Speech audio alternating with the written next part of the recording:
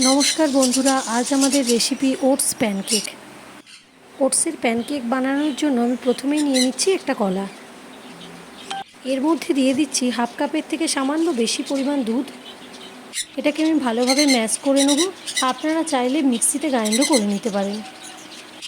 এরপর এটার মধ্যে মিশিয়ে নেব 1 কাপ ওটস, সামান্য পরিমাণ লবণ, আর দিলাম 1 চামচ বেকিং পাউডার, 1 চামচ ভ্যানিলা এসেন্স দিলাম। এরপর সব কিছু একসাথে মিশিয়ে নেব।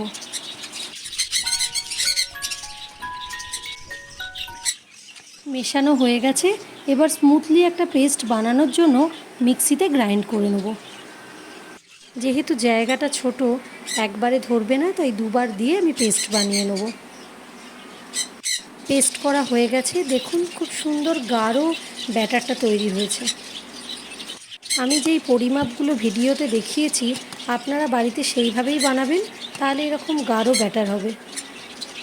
ব্যাটারটা রেডি হয়ে গেছে। চলুন এবার প্যানকেকগুলো বানিয়ে নেওয়া যাক। প্যানকেক বানানোর জন্য আমি একটা ফ্রাইং প্যান নিয়ে নিয়েছি, আর তাতে অয়েল ব্রাশ করে নিচ্ছি।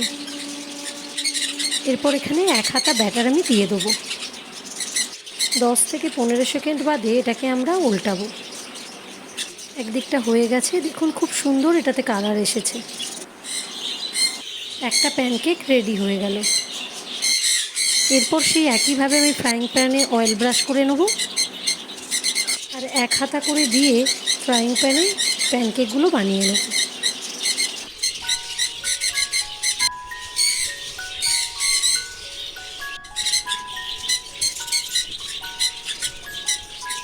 রেসিপিটা দেখে বুঝতে পারলেন এটা কতটা হেলদি আর কতটা সহজ। এই সিম্পল রেসিপিটা আপনাদের কেমন লাগলো কমেন্ট করে অবশ্যই জানাবেন। আজকের মতো এই পর্যন্তই।